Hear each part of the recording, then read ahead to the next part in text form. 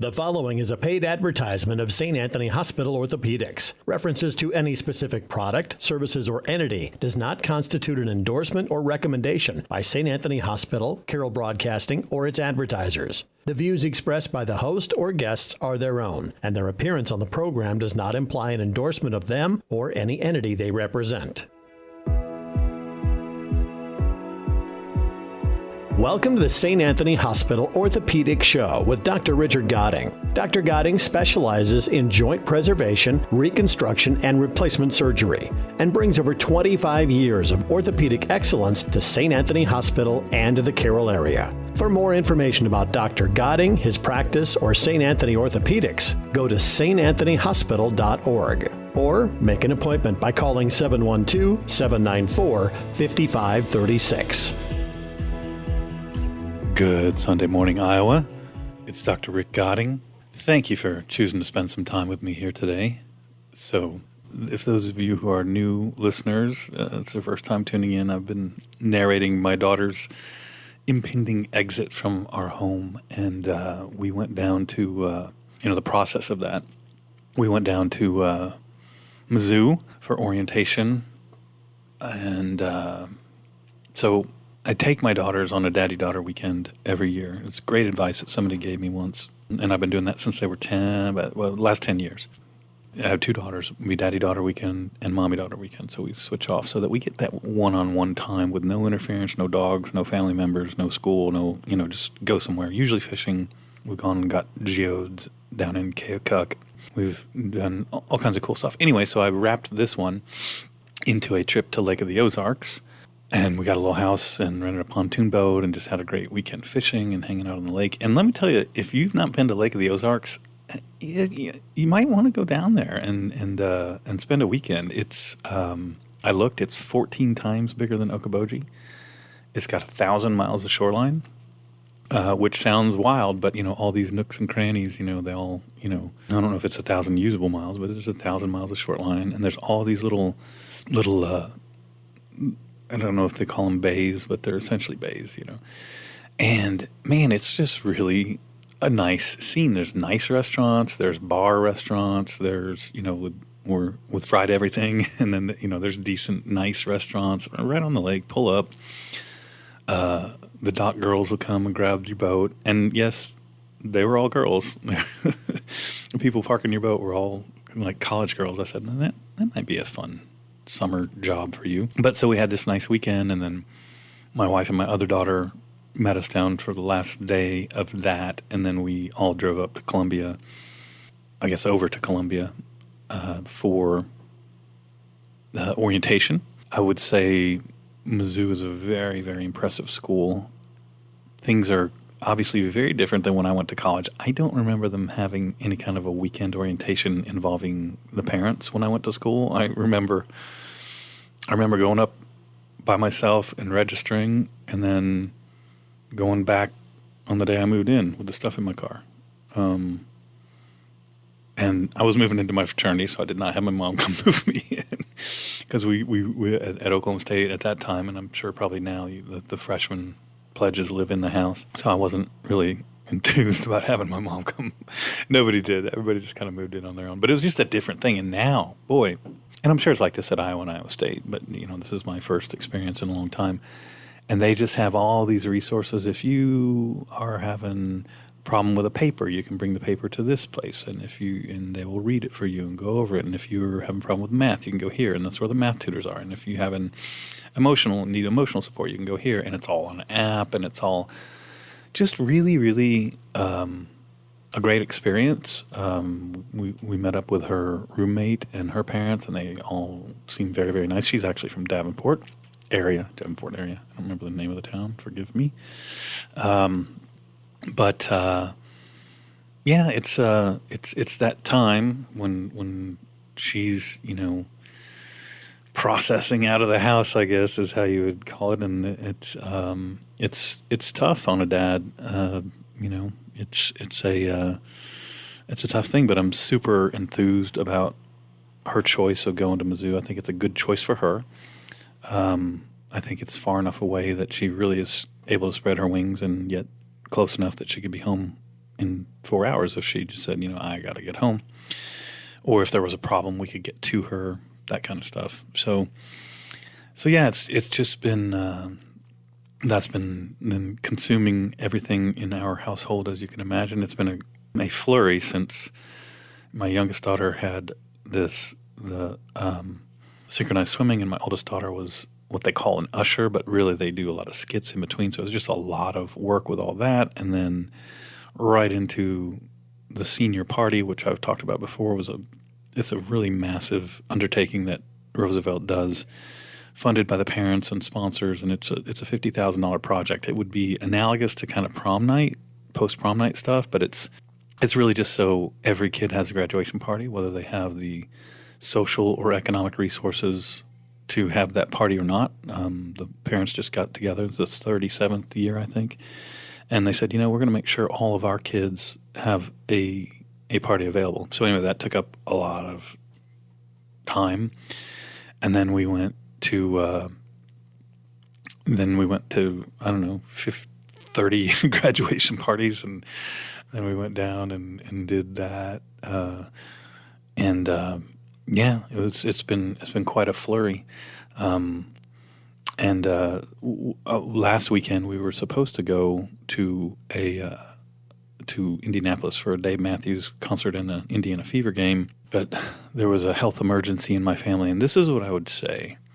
After experiencing 2 different hospitals in Des Moines with 2 different family members, people in the rural areas, I can especially talk about Carroll. You got it really good. We weren't super happy with just almost anything that was happening, and mostly it seemed like a matter of them just being overwhelmed and understaffed. And there wasn't anything that, there were some issues with triage at the ER and not understanding how severely changed my relative was versus where they were an hour ago, and the triage nurse not really comprehending that. And so, but other than that, when we got into the other hospital, everything was really great.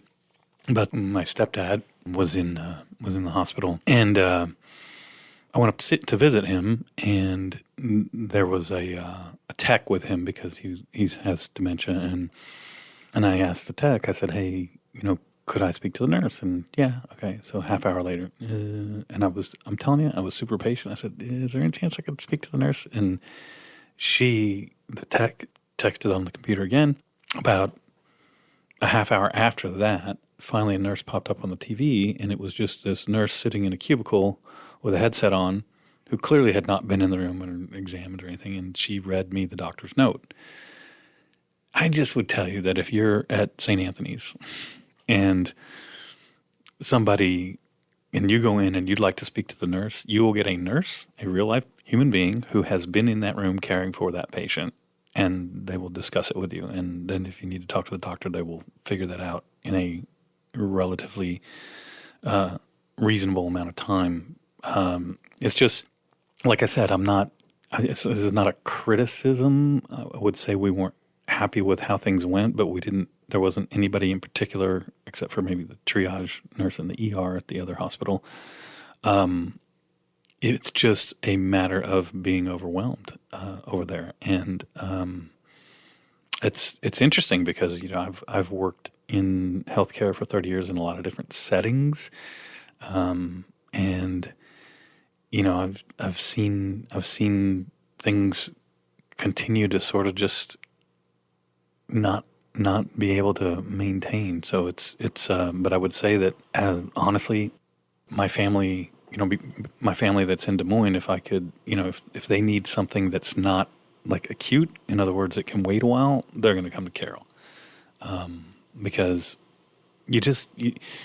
I've talked about it before, you have a staff that is used to taking care of their relatives and their neighbors and people they know from the community, and they extend that same level of care to everybody that comes through.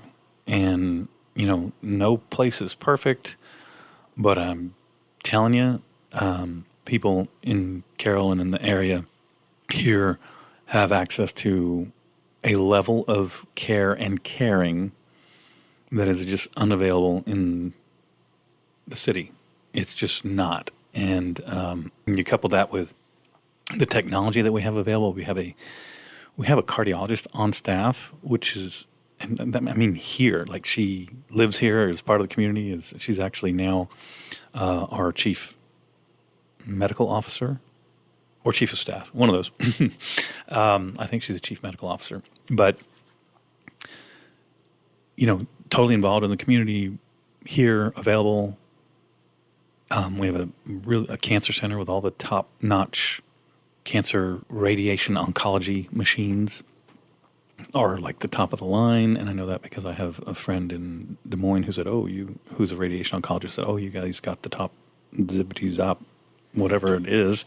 I don't know the names of any of those machines. I strictly know the orthopedic machines. Then we have the top, so from a joint replacement perspective, I've talked about it. We have the Mako robot. There are other robots and other things masquerading as robots. There's one of the companies has a thing that they call robotic surgery that has no robot part to it at all. It's I don't understand how they can call it robotics. It's really navigation, which means that the surgeon is using his hand to make a cut with a burr, and that is he's using the screen as a guide. So, okay, but that's not a robot. And I think and then there's another one called the Rosa made by Zimmer. And they, I looked at all these. When I came here, I said, we really need to get into robotic surgery. I've been here 6 years now. And St. Anthony said, well, do you think it's better for the patients? I said, it's absolutely better. So they said, well, what robot do you need? And I looked at all of them. So the Rosa robot is the Zimmer model, and really all it does is take the old-fashioned cutting block and place it where you want it and then you drill that old-fashioned cutting block in, and you do the surgery the same way it was done before, as opposed to and it's based on an X-ray, the Rosa. It's an X-ray-based machine. In other words, the data that you input into the Rosa robot computer is an X-ray.